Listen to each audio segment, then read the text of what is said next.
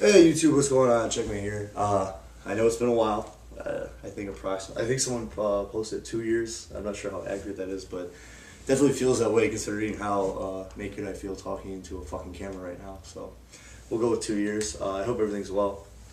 Um, what's been going on? I'll have my master's in about a month or so, and I finally have a full-time position, salary, which is super fucking nice. If you can, please get a salary position. Let me tell you, it beats the shit out of hourly. Unless you have a guaranteed 8 to 9 hours a week. I'm sorry, 8 to 9 hours a day, which then, hourly usually plays a little more. But I don't know, salary with the benefits. If you can, I'd really start gravitating towards that way. Just my opinion, but it's really nice to know no matter what, every 2 weeks you have something coming your way. So the reason why I made the iPhone video was just to see the quality. Funny enough, I'm still using the same flip cam. I don't know how it still fucking works, but I'm still using the flip cam that I used in like 2002. Like there was a point where there was like a rave where YouTube uploaders, when YouTube was a thing, everyone was using a flip cam because it was easy, it was convenient, it was cheap. We were just kids. We really didn't have that much money, and it was also another way for me to not have to fucking learn how to stream and all that. Even though the Xbox has streaming capabilities now, the amount of effort and time and all that shit, I can't do it. I just don't give a shit enough, to be honest. So like the flip cam and having an external cam that I could just upload to YouTube was the best bet for me. I'm still going to go that route, obviously. Really what I have to decide is, depending on the quality of this video and how everything works out, is it going to be worth it, obviously.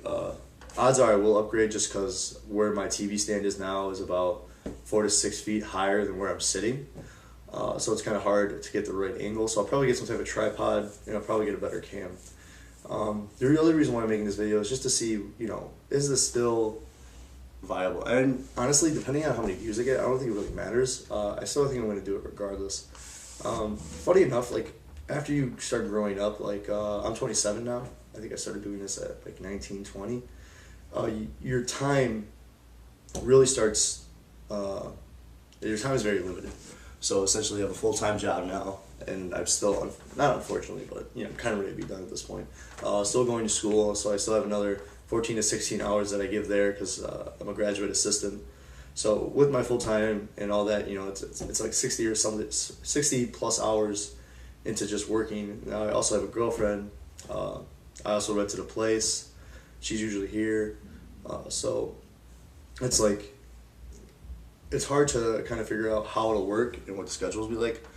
Honestly, Tuesday through Thursday will probably be the times where I start uploading, because I have these weird gray areas where my actual job, because of my internship, or because of my graduate assistant, it starts at 1. So it gives me a nice chunk of time to upload and stuff. And it was funny, I was with a couple of friends and they were giving me shit about it. And I was like, you know what, I fucking miss doing this.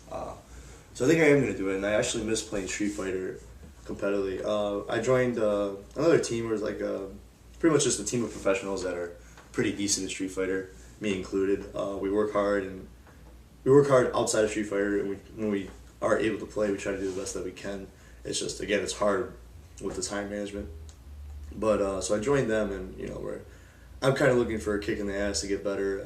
I recently attended Youmacon and a couple other local stuff, and I keep getting second. I keep losing to Antoine Ortiz, the Alucard Hugo. Shout outs to him and Korn. He's just a phenomenal player, and he fucking understands my psyche, unfortunately, very well.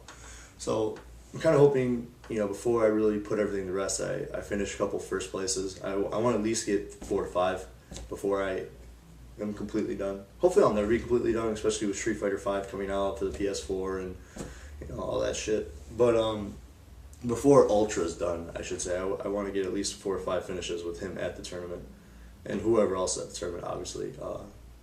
Essentially, I would think Antoine would be my biggest hurdle in Michigan, but there's also a lot of people that are stepping up throughout the community that obviously can give me a lot of problems. So I think doing YouTube and playing this way and giving myself a goal and keeping myself to a standard of winning will help me in the long run when I start entering tournaments. With that being said, I have been playing online for a little bit just to brush up, and online's crazy, man. Online's a fucking jungle. And I think it's smart. I heard Diallo talking about one time how to classify a player, pretty much you have like 3 or 4 subgroups. Like Group A, wake up ultra, wake up DP, doesn't want to block, just always is doing something. Group B has a tendency to do it, can block at times, but he likes to jump a lot as well. We'll say Group C doesn't do a lot of reversals, plays pretty solid, likes to jump every now and then, and likes to do a high risk, high reward remove herself. And then there's Group D, which is just complete solid, plays by the book, plays by the rules, earns damage, and doesn't give away anything.